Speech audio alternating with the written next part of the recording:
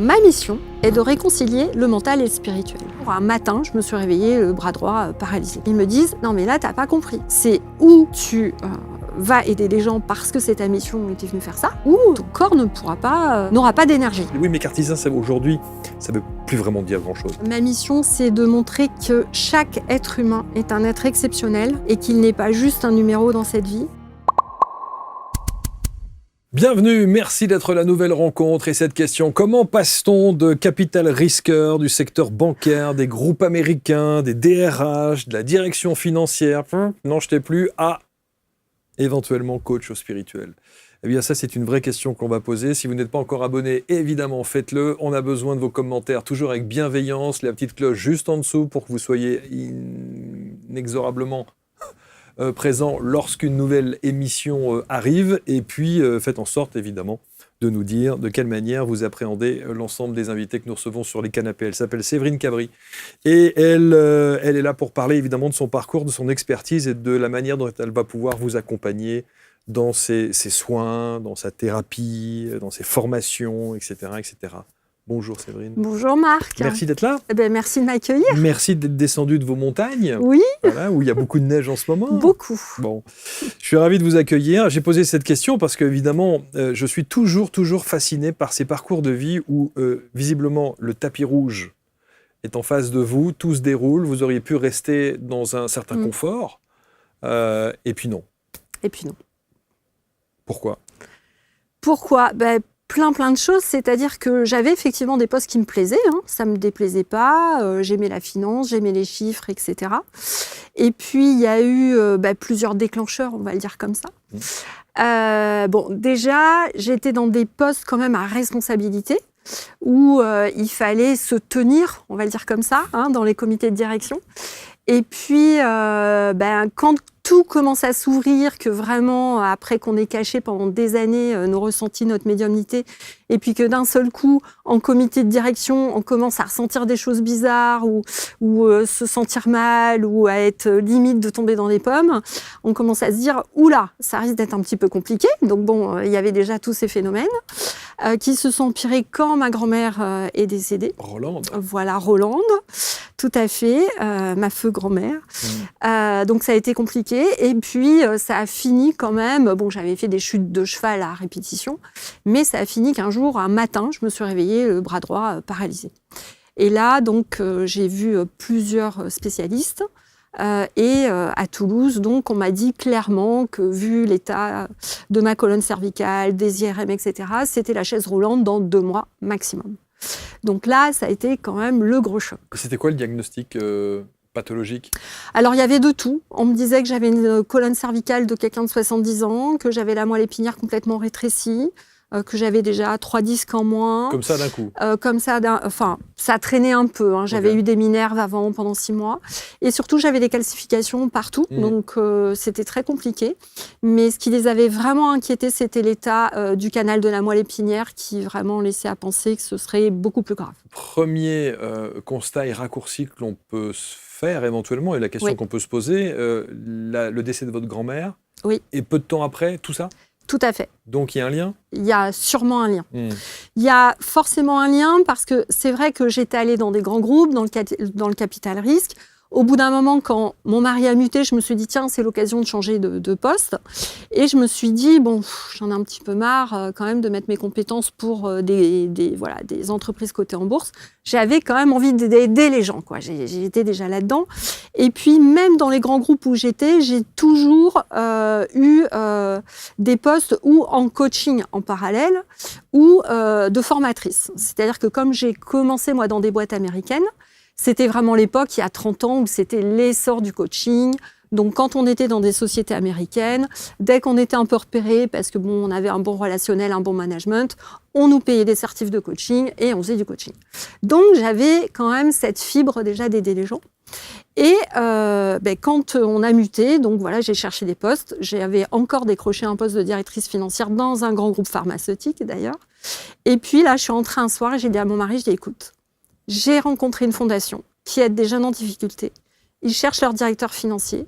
Ça a l'air trop bien. Je vais enfin mettre mes compétences pour négocier des budgets, pour aider des jeunes en difficulté. Mais mon salaire est divisé par 4, évidemment. Donc, mais j'ai dit, j'ai trop envie d'y aller. Et bon, et là, il m'a dit, bon, bah allez, vas-y, fais-toi plaisir.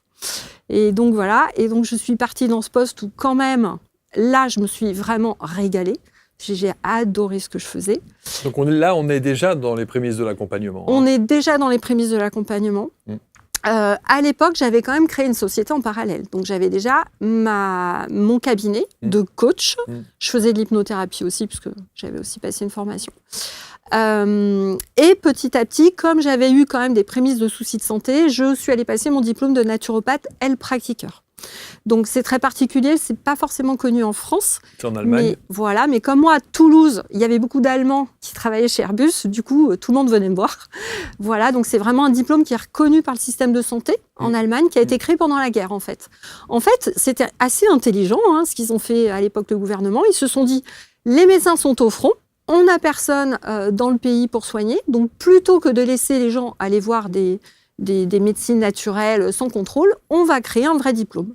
Donc c'est un vrai diplôme avec la première année de médecine, on doit connaître les pathologies, on doit connaître les urgences, les interactions médicamenteuses. Et tout ça en naturopathie. Voilà, avec des techniques naturelles, et quasiment toutes les techniques naturelles sont dedans. Voilà, et après on passe des spécialités. Et on doit tous les ans maintenir nos compétences. Entre les certificats d'hypnose, entre la naturopathie, le diplôme officiel, etc., le changement de lieu, d'habitation, est-ce que ça va mieux alors à ce moment-là ?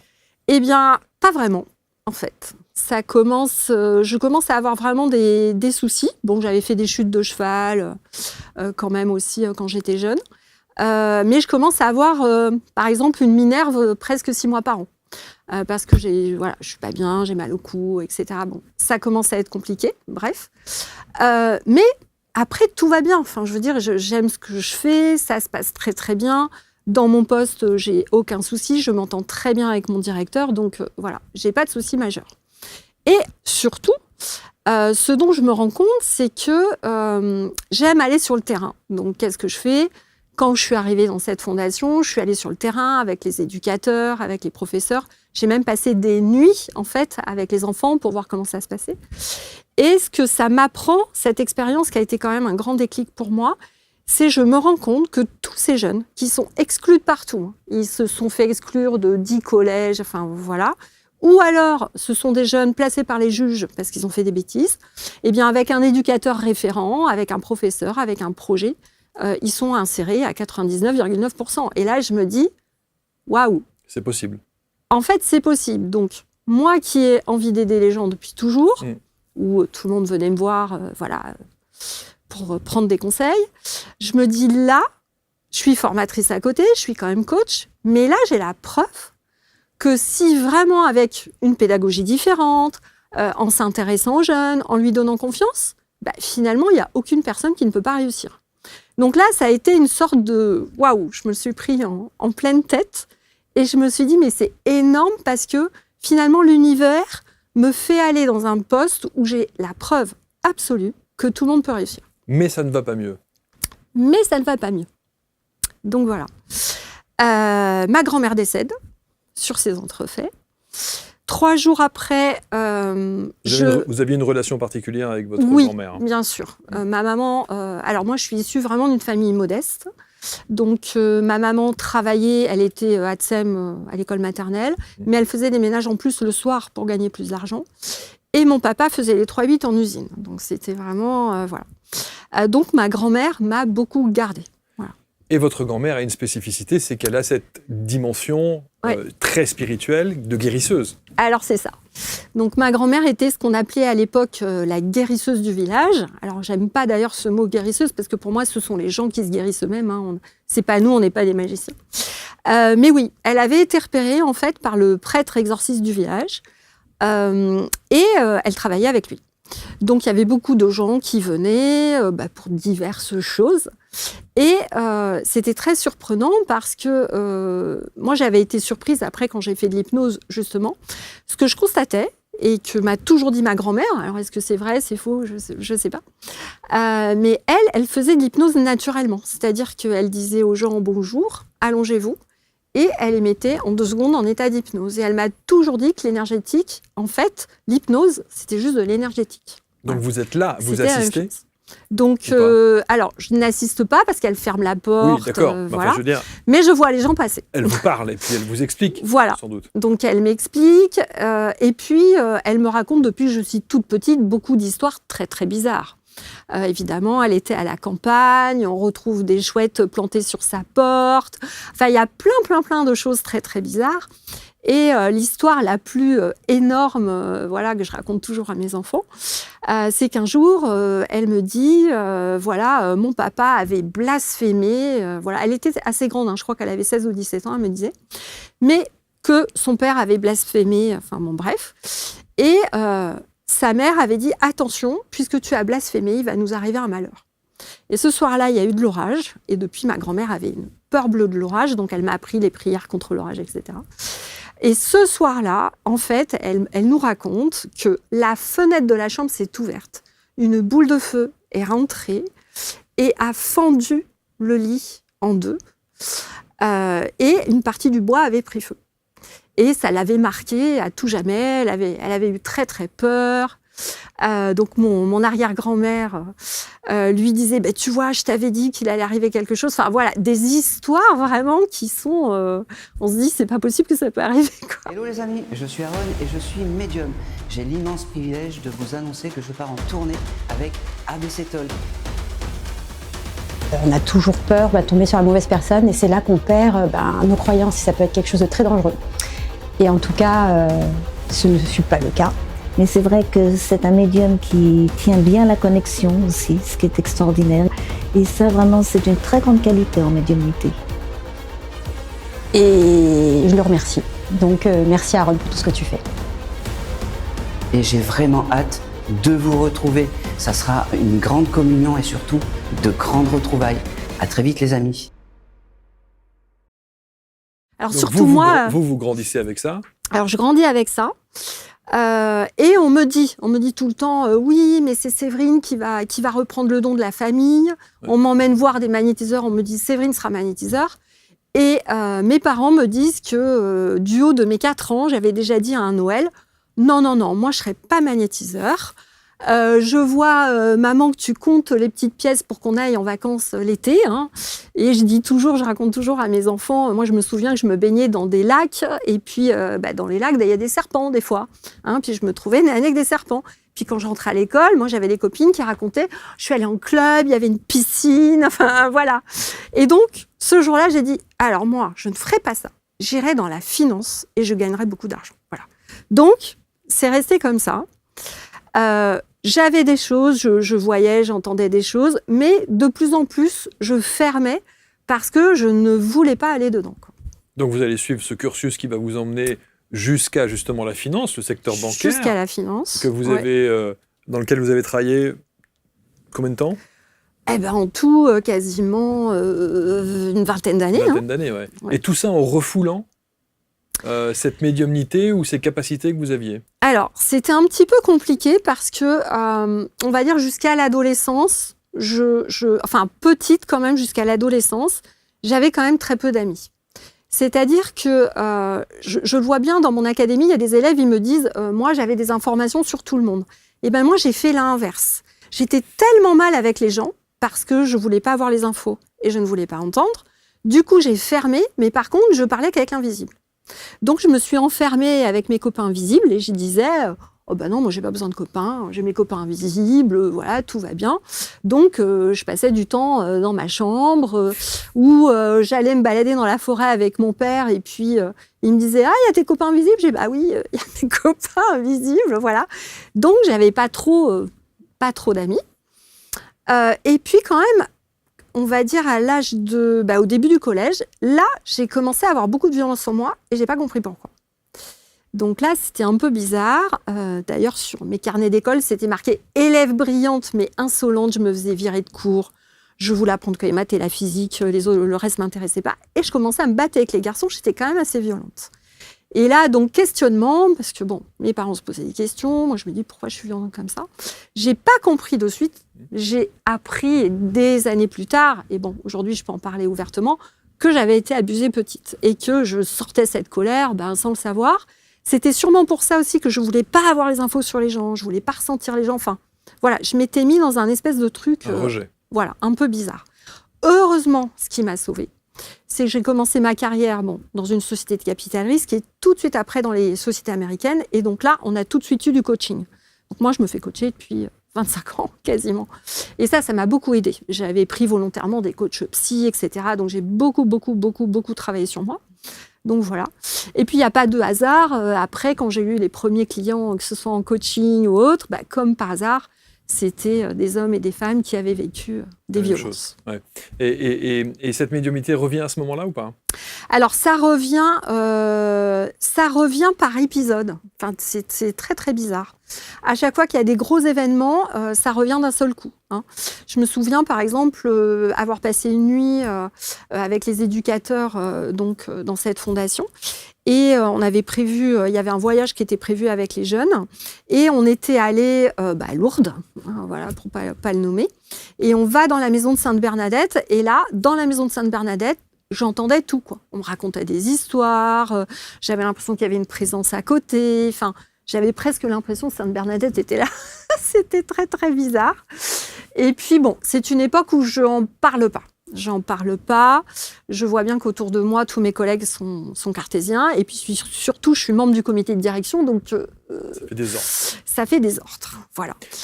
Mais votre grand-mère, Rolande, vous l'appeliez comment? Mamie? Rolande, mamie. Mamie Rolande. Mamie Rolande. Bon, Mamie Rolande, avant de partir, ouais. Elle ne vous confie rien? Elle me confie rien du tout. C'est-à-dire que ma grand-mère était en pleine forme. Vraiment, elle est décédée à 84 ans. Elle était en pleine forme, autonome. Elle avait son jardin, ses plantes médicinales, etc. Et elle n'a pas supporté. Elle s'est cassé le fémur. Ouais.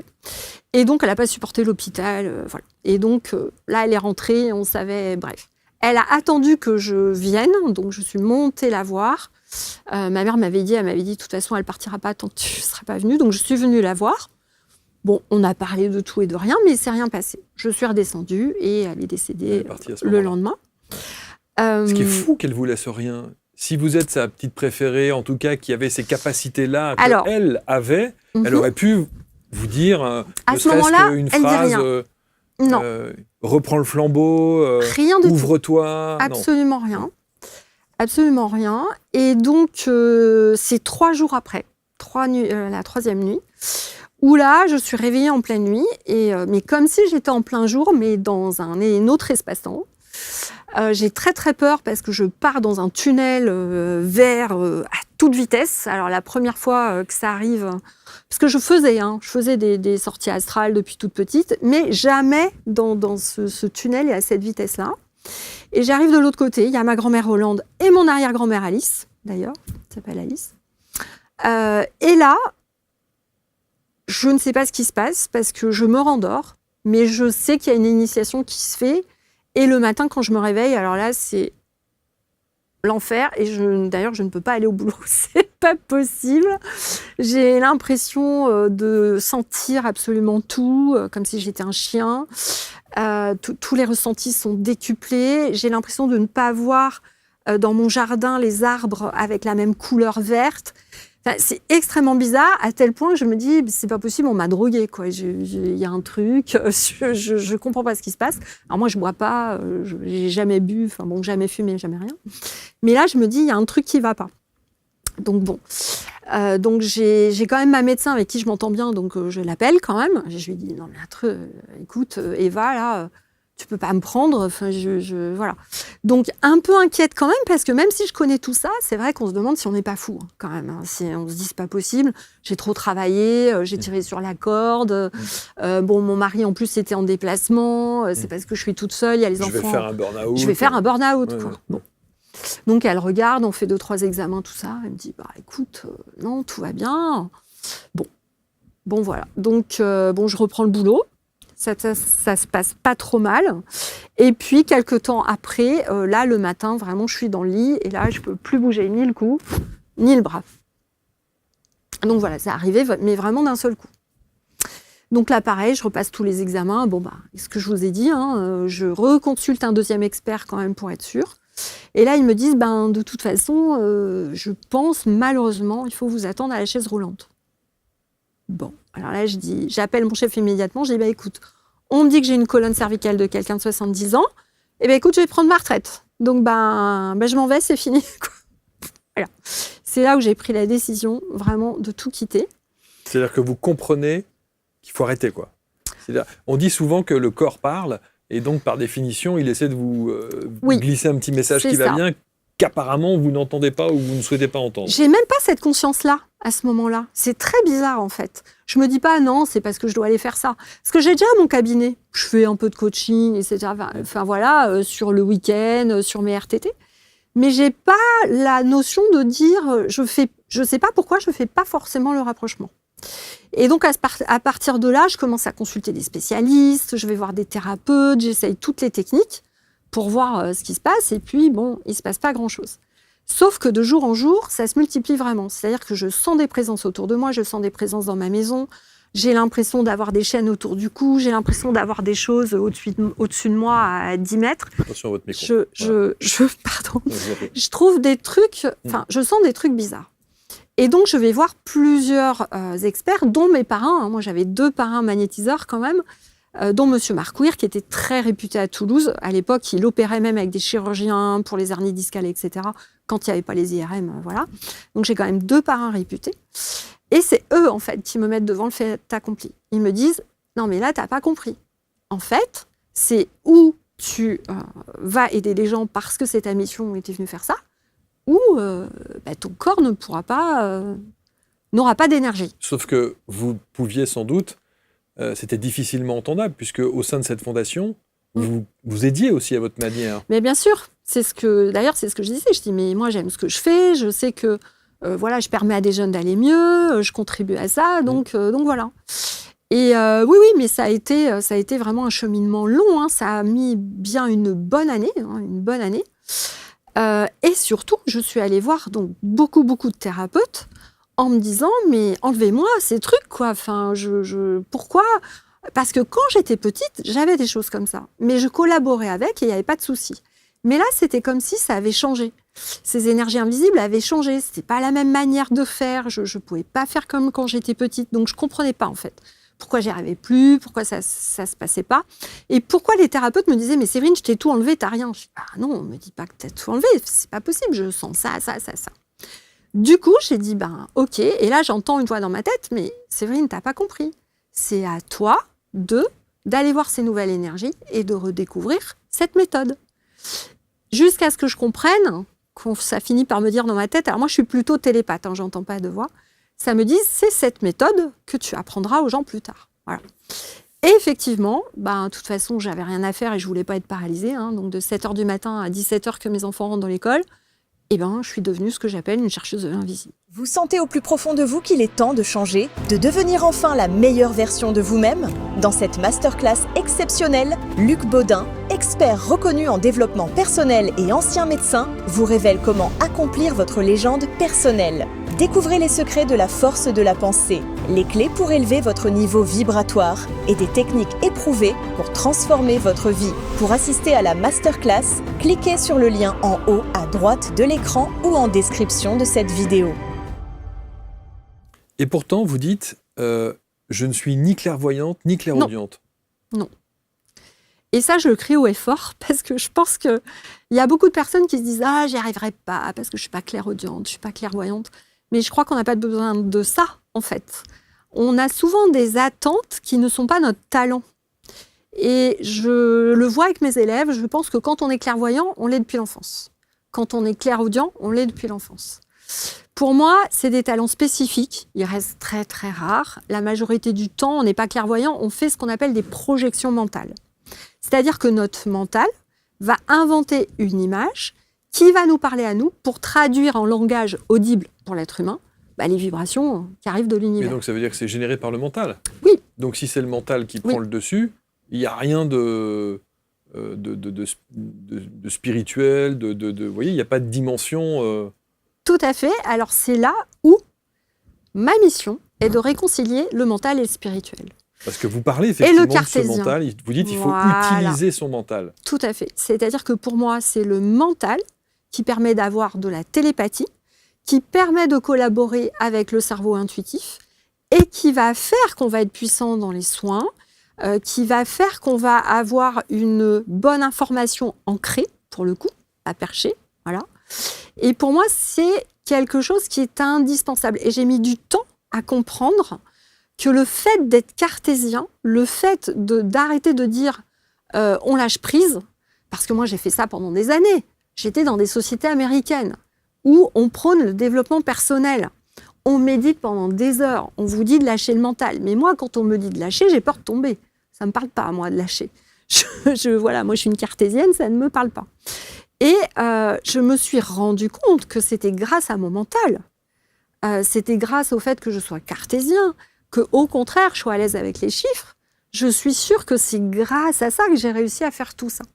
Donc, c'est vrai qu'aujourd'hui, pour moi, en tout cas, mon expérience m'a montré que ce mental, on peut l'utiliser pour traduire justement des vibrations de l'univers, des messages, etc. Mais ces vibrations de l'univers, elles vous arrivent bien par un canal? Par télépathie, par vibration, en fait. Par clairaudience, voilà. Voilà. Mais même par clairaudience ou clairvoyance, c'est bien le mental qui va traduire, en fait. En fait, sans le mental, on ne peut pas voir et on ne peut pas entendre, puisque c'est lui qui va rendre le langage audible. Donc, quelque part, le cerveau cartésien, il va toujours intervenir. Donc, c'est toujours la même question. Les médiums me disent « Mais c'est quoi la différence entre mes pensées et ce que dit le mental ?» Et moi, je leur dis « En fait, il n'y a pas de différence. Il n'y en a pas. Finalement, il n'y en a pas. C'est juste qu'en vous habituant, en collaborant avec votre mental et votre cerveau intuitif, vous allez vous rendre compte petit à petit que plus les deux travaillent bien ensemble, plus votre télépathie va être très très claire, justement, et qu'il n'y a pas besoin d'être perché ou de méditer 3 heures ou je sais quoi. Et ça va devenir limpide de savoir également avec l'entraînement si c'est une connaissance, quelque chose que vous avez lu, que vous savez, ou si vraiment cette chose-là, vous ne la connaissez pas, vous ne pouvez pas avoir l'info en tant que telle. Mais ça se fait naturellement. Et c'est pour ça que dans ma méthode, j'ai vraiment tout est basé sur on va réapprendre à travailler avec son mental, mais de manière cartésienne, intelligente, mais en collaborant avec l'intuitif. Et ça marche. On désacralise. Tout à fait. Le principe complètement. Que certaines personnes, alors évidemment, on enlève le don, on enlève les facultés, on enlève tout ça pour le coup. On enlève tout. Pour moi, c'est pas un don. Je considère vraiment que tous les êtres humains ressentent dans les mains, donc ont la capacité de ressentir, d'avoir de l'olfaction, et ont la capacité d'avoir de l'intuition. C'est pour moi une évidence, et d'ailleurs, ma grand-mère, ça me l'a toujours dit. On a tous fait, nous, parents ou avec des copains à l'école. Moi, je sais que les copains venaient me demander je me suis fait mal, tu veux pas me faire un petit truc ?» parce qu'ils voyaient que j'avais quelque chose de différent. Mais on a tous fait le bisou magique à ses enfants.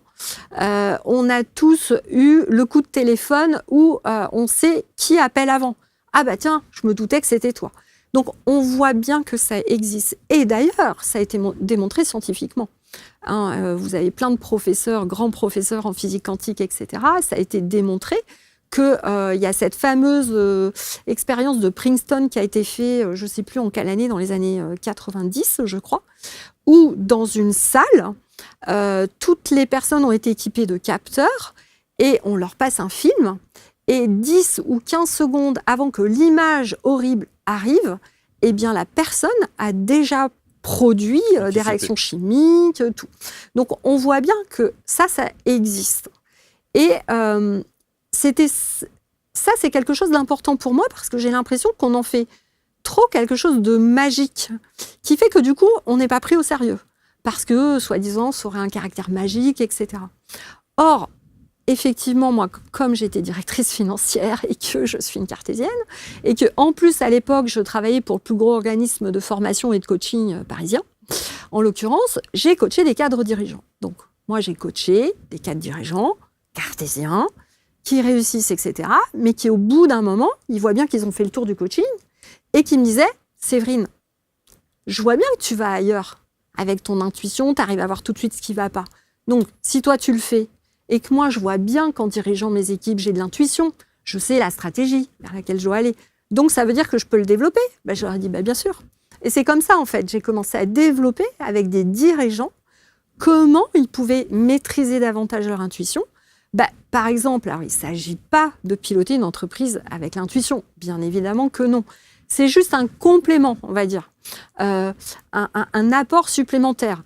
Exemple, je vais recruter 3 personnes, on a fait tout le process de recrutement, on hésite entre 2 personnes, eh bien peut-être on va lui faire un test supplémentaire, mais peut-être on va regarder énergétiquement la personne qui correspond le mieux avec l'équipe, le pourcentage d'énergétique qui correspond, si c'est une personne qui va s'adapter à la mission de l'entreprise, si elle a envie de s'investir. Donc voilà, ça peut être, on va dire, des compléments qui peuvent, en mon sens, des fois permettre de faire des choix qui ne seront pas forcément les meilleurs, mais en tout cas les plus adaptés à un instant T. En tout cas, en donnant un coup de pied dans la fourmilière comme ça et en affirmant qu'effectivement il n'y a rien de magique et de parler de télépathie, vous allez plutôt dans le sens de certains zététiques qui sont complètement opposés à tout ça et qui vont vous dire la médiumnité n'existe pas, la voyance encore moins, mais comme vous êtes télépathe, effectivement vous allez chercher l'information de la personne que vous avez en face de vous. Donc vous cautionnez ça ? Moi j'ai envie de dire, je ne détiens pas la vérité. En fait, votre vérité, votre la façon mienne, de voir c'est les de choses. dire que oui, je pense qu'on est tous télépathes. Je croirais plus en disant qu'on va capter l'information effectivement dans la tête de quelqu'un à un instant T, plutôt que de dire que la voyance existe. Par contre, ce qu'on peut dire aussi, c'est qu'on peut aller chercher chez la personne, dans l'énergétique, une version à un autre instant T. Et cette version à un autre instant T est la meilleure version de la personne, pour ce qu'elle veut faire maintenant. Et peut-être que là, ça peut nous donner des informations qu'on n'a pas à l'instant T. Donc, il y a quand même, pour moi, cette maîtrise de l'espace-temps, voilà, avec lequel je travaille, moi, beaucoup depuis que je suis toute petite, qui me fait dire qu'il y a toujours une meilleure version qui existe déjà, en fait. C'est comme si elle existait déjà dans le présent et qu'il suffit finalement de la connecter pour avoir quelques informations, quelques orientations. Mais par contre, effectivement, je n'aime pas la voyance en tant que telle. Et j'ai fait un passage d'ailleurs dans une radio pour faire de la voyance. Et au bout d'1 an et demi, j'ai demandé à arrêter parce qu'on me demandait de répondre absolument une réponse à la personne. Mais pourquoi est-ce que vous y allez ? Si vous n'aimez pas et que vous savez que c'est pas votre truc et que, en tout cas, vous êtes convaincu que ça ne fonctionne pas comme ça, pourquoi vous le faites ? Parce qu'à l'époque, je pensais qu'il y aurait plus de possibilités. C'est-à-dire qu'on ne me demanderait pas de donner une réponse absolue. Moi, ce que j'aime... C'est un exercice de voyance, les gens veulent évidemment une... Moi, ce que j'aime beaucoup, mais c'est parce que je suis coach. Je suis coach depuis plus de 20 ans. Donc, en fait, pour moi, l'autonomie de la personne est très importante. C'est comment je vais mener une personne à l'autonomie. Et donc, il faut lui donner quand même plusieurs possibilités. C'est-à-dire que, oui, il n'y a jamais qu'une voie. Pour moi, il n'y a jamais qu'une voie. Je suis d'accord, il y a plusieurs possibilités. Il y a quelque chose qui me dérange, Séverine. Oui. Et je trouve qu'il y a même une approche et une vision un peu paradoxale. Si vous considérez que l'information que vous allez délivrer à quelqu'un qui vient vous voir et qui vous consulte, qui a besoin de votre accompagnement, en tant que télépathe, vous allez chercher l'information, mais qui est chez elle. Donc, vous dites quelque chose que vous captez de chez elle, et qu'elle a envie d'entendre, puisqu'elle vous donne cette information par télépathie. Donc, il n'y a rien de magique, en fait. Vous ne faites que délivrer une information qu'elle a envie d'entendre, puisque c'est elle qui vous la donne. C'est ça, votre principe, en fait, de télépathie. Alors, moi, je ne pratique pas de voyance ni de télépathie dans l'avenir. C'est peut-être ça qu'on n'a pas précisé. C'est-à-dire que j'ai des personnes qui viennent me voir, qui ne sont pas bien. Donc, très bien, on va faire un soin, je vais donner des exercices en coaching. Même si j'ai une info du passé qui est grave, je ne la dis pas, c'est-à-dire que je fais très attention. J'attends que la personne ait le souvenir qui remonte parce que je suis passée par là, je sais ce que c'est et donc je ne veux pas donner d'informations négatives. Et si une personne me dit « je voudrais savoir, je dis n'importe quoi, si demain je vais rencontrer quelqu'un », je vais lui dire « je ne peux pas vous donner votre futur puisque c'est vous qui le créez à chaque seconde ». Donc, je ne peux pas vous dire si vous allez rencontrer quelqu'un ou autre. Je vais juste, par exemple, vous dire si vous voulez rencontrer demain la bonne personne, il faut que vous soyez bien pour rencontrer la bonne personne qui vibrera sur votre vibration pour que ça se passe bien. Mais aujourd'hui, vous dire à quelle date, etc., tout va dépendre de ce que vous allez décider dans votre vie, de ce que vous allez faire, de quels conseils vous allez écouter ou pas. Donc, c'est pour ça que moi, je ne vais pas vous donner un conseil parce que sinon, je risque de vous influencer.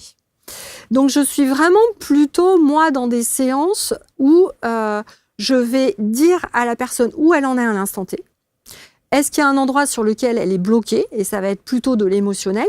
Est-ce qu'elle a encore de la culpabilité à enlever? Est-ce qu'elle a encore, effectivement, je ne sais pas, par exemple, une dépendance affective qui est trop importante pour pouvoir devenir autonome et vraiment être bien dans sa vie? Je vais plutôt aller sur des choses comme ça, mais pas répondre à des questions précises, etc. Ça, je ne fais pas, en fait. Parce que vous ne voulez pas le faire. Non. Parce que vous pouvez le faire. Je peux le faire, mais je vais voir plusieurs possibilités. Sauf que, clairement. Oui, je pense. Et vous avez aussi, enfin, j'ai le sentiment, en tout cas, l'intuition que vous avez cette capacité-là, et pourtant, j'ai le sentiment que vous vous entêtez à ne pas vouloir aller la chercher, cette oui, information. c'est un peu ça. C'est un peu ça parce que pour moi, le libre arbitre de la personne est beaucoup trop important. Ou parce que ça n'est pas suffisamment crédible pour vous. Ah, et que vous n'avez pas envie d'être estampillé de cette manière-là. Alors, parce que pourtant, vous mettez médium. Peut-être aussi, oui, peut-être. Mais ce qui est important pour moi, je l'ai vraiment vu avec ces jeunes-là. Moi, je suis restée dans cette fondation 10 ans. Donc, j'ai vu ce qu'on a fait avec ces jeunes. Et pour moi, ce qui est important, c'est qu'on avait beau travailler un projet avec eux, ils pouvaient poser des questions et demander des choses, on leur laissait la latitude à chaque fois de s'adapter. Parce qu'ils grandissent. Tout le monde grandit. Chaque jour, on grandit. Donc mais un médium n'impose rien, de toute façon. Un peu plus loin. Pardon ? Un médium intelligent et pragmatique n'impose rien. Il va quand même vous donner une orientation. Il va simplement vous donner les informations qu'il ou elle a à l'instant T. À l'instant T. Bah oui. Ouais, mais peut-être ce qui me dérange, c'est que beaucoup de médiums ne donnent qu'une information. C'est peut-être ça qui me dérange.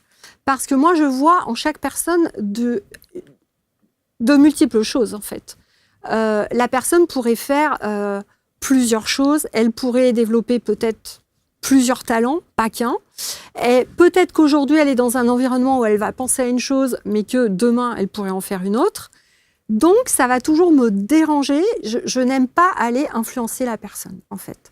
J'ai l'impression de la manipuler ou autre, et je n'aime pas faire ça. Mais vous pourriez être médium et faire de la voyance ou plus sans manipuler, tout en gardant une certaine retenue et en respectant le libre arbitre de la personne que vous avez en face de vous. Si c'est votre éthique, et elle est évidemment, et tous les médiums devraient fonctionner de cette manière-là, incontestablement. Donc mais Mais c'est vrai que si on me demande une question très précise, je vais refuser de répondre, clairement. En tout cas, votre accompagnement, il est quand même fondamentalement basé sur un côté purement intuition plus. Intuition plus, mais pour prendre la bonne décision à un instant T et de manière autonome. C'est-à-dire que ce dont je rêverais, en fait, finalement, ce serait qu'aucune personne n'aille voir aucun coach, aucun conseil, aucun énergéticien, et se dise, tiens, aujourd'hui, j'ai le choix entre 2 possibilités, ou 3, par exemple.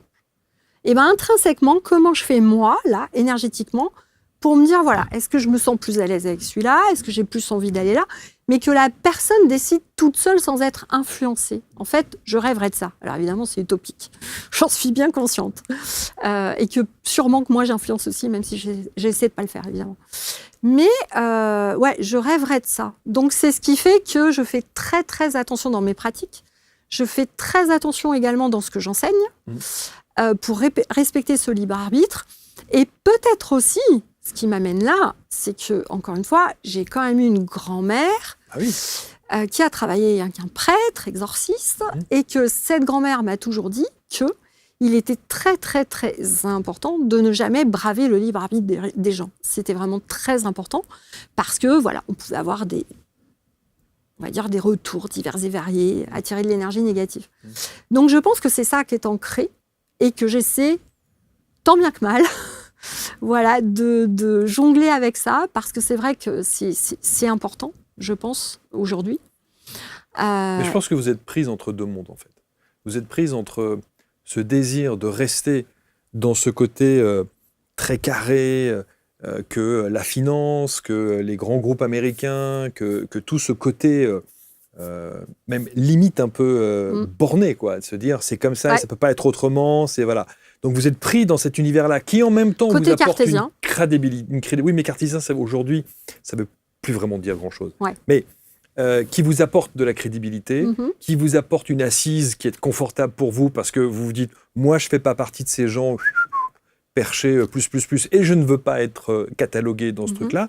Et d'un autre côté, vous héritez quand même d'une descendance, d'une lignée, de quelque chose où il y a une dimension qui n'est pas palpable, qui ne peut pas être prouvée, sauf s'il y a des résultats.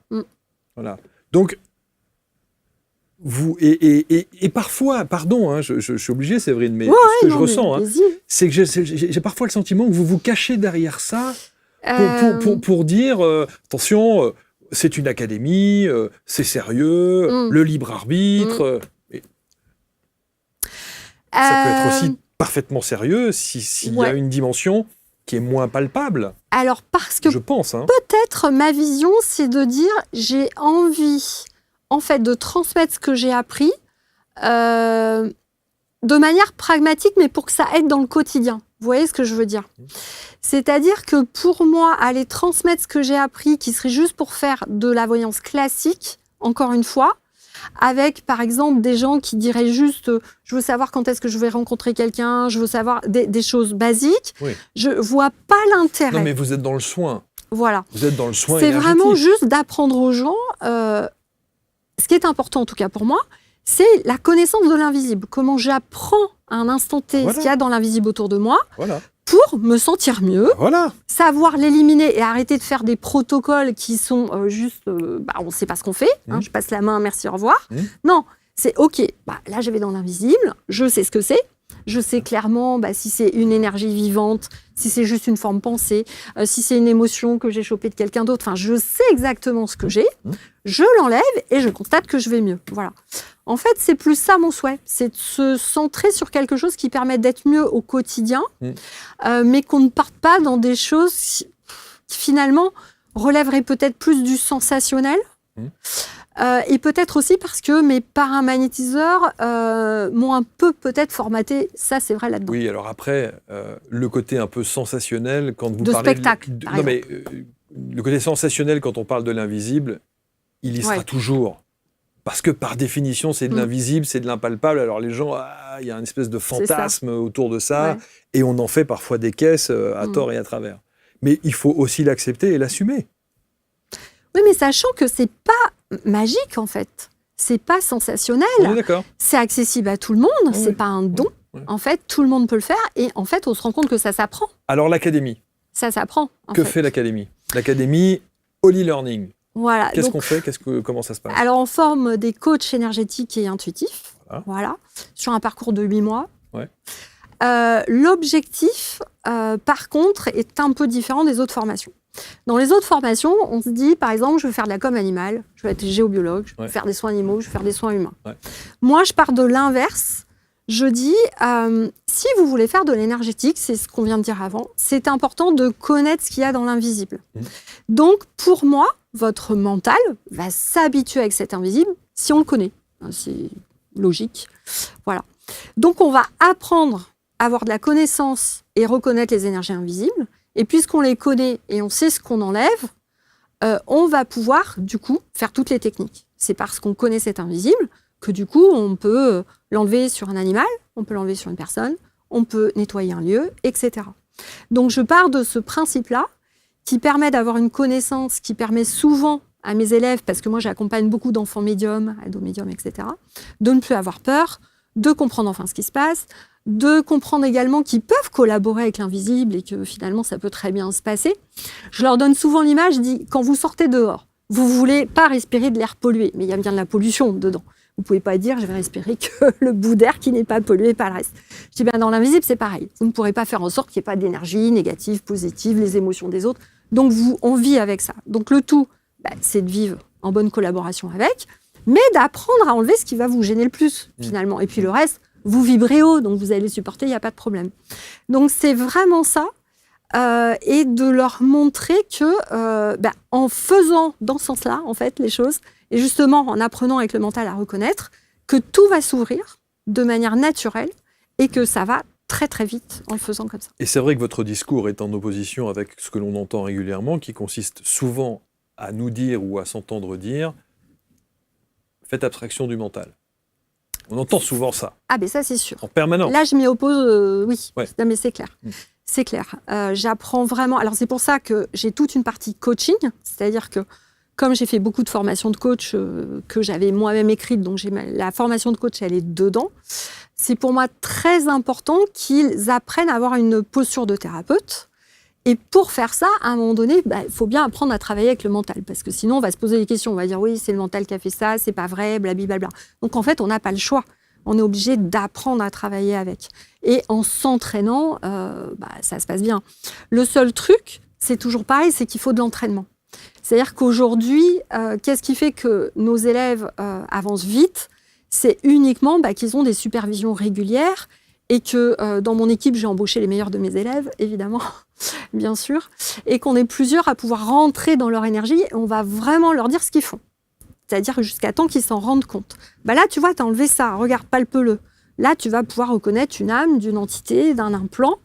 Ah oui, d'accord, là, j'ai compris. Donc, tu vois, c'est facile, en fait. Il n'y a pas besoin d'en avoir peur. D'un implant ? Oui, des petites formes qu'on a dans l'invisible, qui prennent différentes formes, Okay. Des boules, des flèches, ça peut être plein de choses. Donc, c'est apprendre à reconnaître des types d'énergie. Et finalement, en fonction de ces types d'énergie, on va apprendre petit à petit à les enlever de manière normale, mais absolument comme si on nettoyait notre cuisine au balai. Voilà.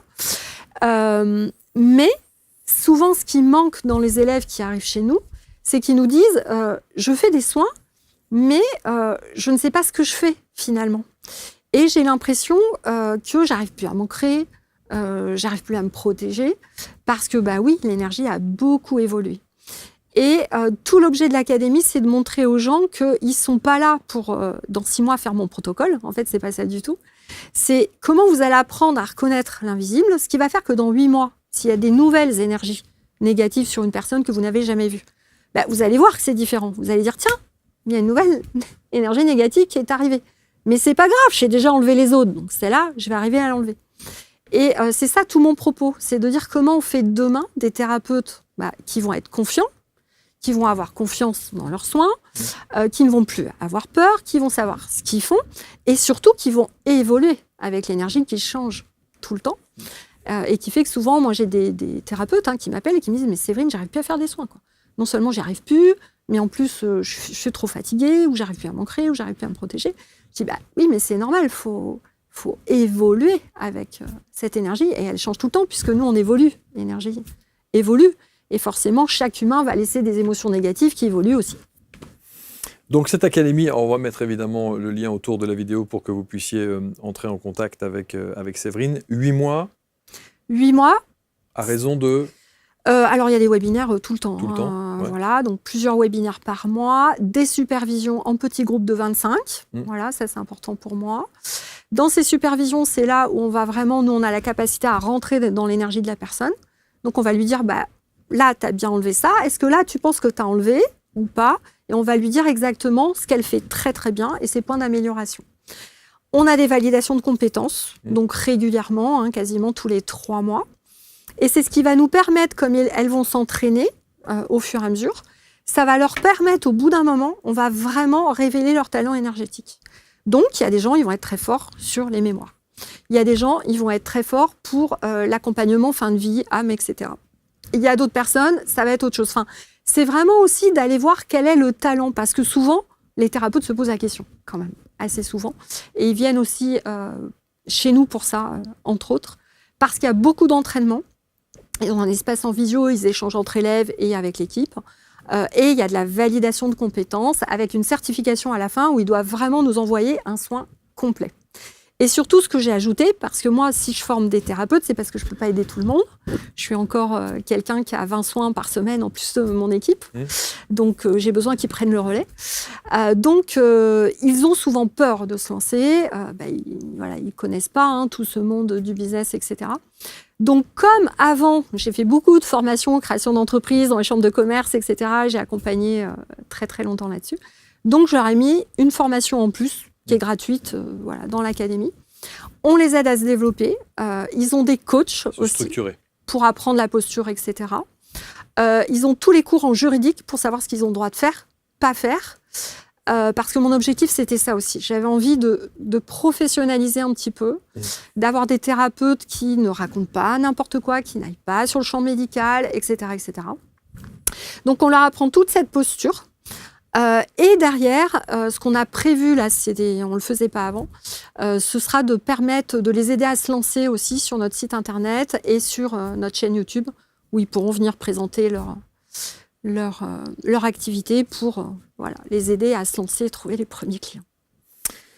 Très bien, on va mettre évidemment le lien. Vous allez écrire ? Alors, je viens de finir un livre. Oui, c'est ça. On me dit il est en cours de fin d'écriture, on va dire. C'est ça, bon. C'est ça. Et alors, qui va s'appeler « Libérez-vous du mythe des flammes jumelles ». Oui.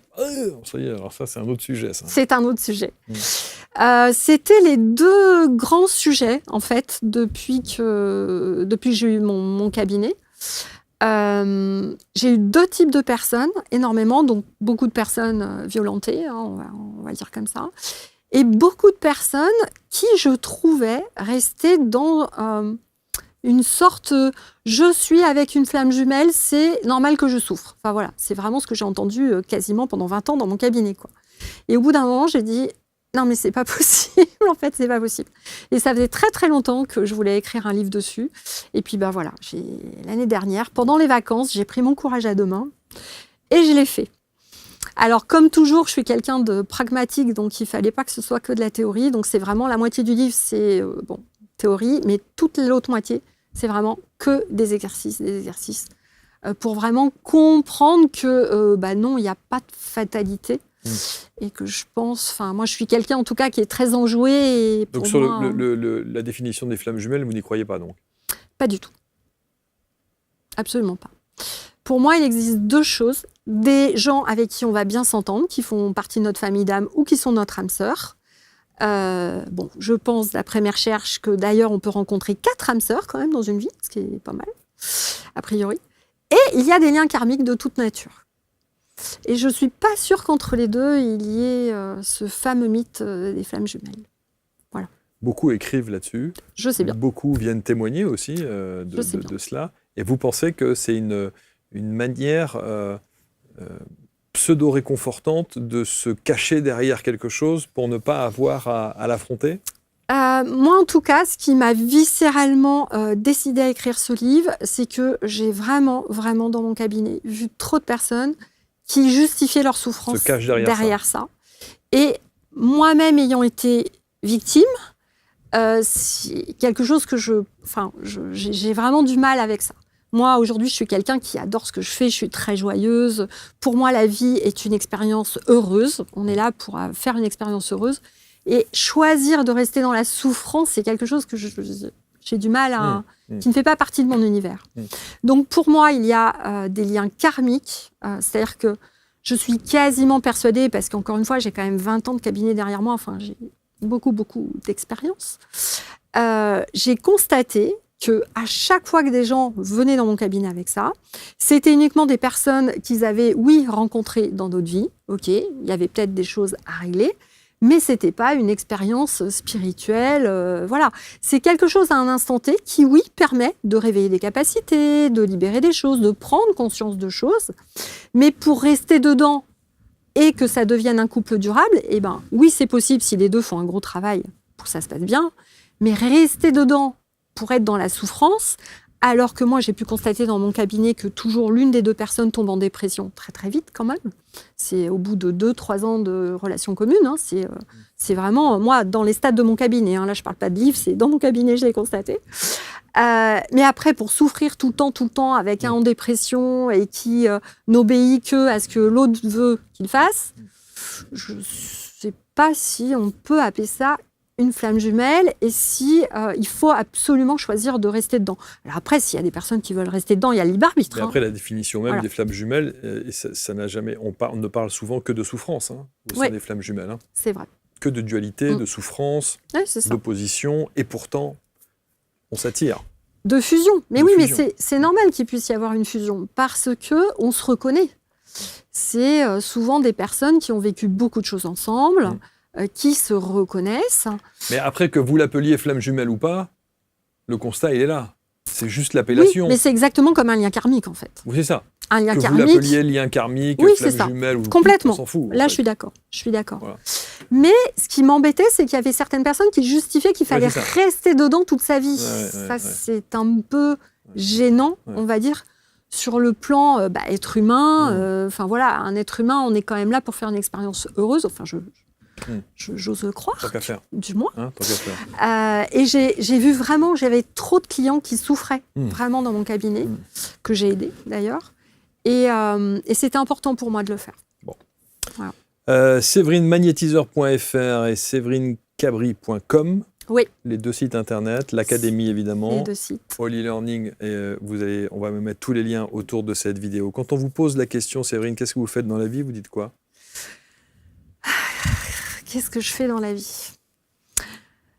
On va dire que je suis la créatrice de l'académie All e-learning et que ma mission, c'est de montrer que chaque être humain est un être exceptionnel et qu'il n'est pas juste un numéro dans cette vie et qu'il a sûrement des talents à mettre à jour et à offrir aux autres. C'est ça votre définition de votre activité? C'est-à-dire que quand vous vous retrouvez à table face à des gens qui ne vous connaissent ni David Adam et qui, vous sortez une phrase comme ça? Ouais, je peux sortir une phrase comme ça.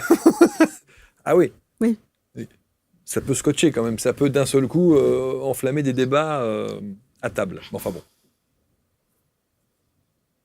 Encore une fois, c'est cette expérience avec ces jeunes en difficulté qui m'a vraiment montré ça. Ouais.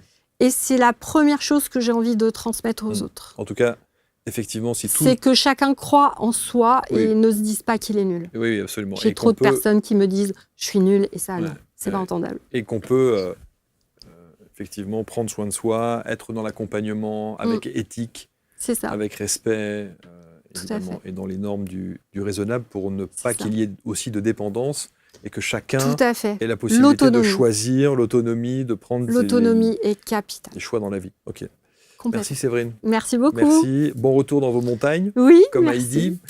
Heidi. Commentez évidemment, partagez, je le souhaite, et on se retrouve très vite pour une prochaine rencontre. Merci à tous.